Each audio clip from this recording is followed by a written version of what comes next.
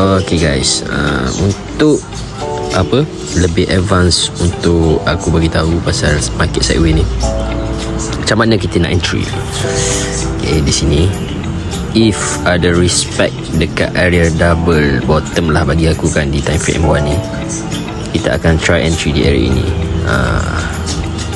But if tak ada satu reaction di arah ini, kita akan tunggu dulu sampailah price sampai di area ini, solid area di mana korang boleh buy di situ, kerana one touch di area tersebut. Kenapa aku bagi tahu one touch? Cuba korang besarkan dia punya chart dan korang tengok apa yang ada di sini. Boom, sideway. So dekat area inilah kita akan try entry. So apa, stay tune je lah guys. Kalau sempat market tune aku buat live.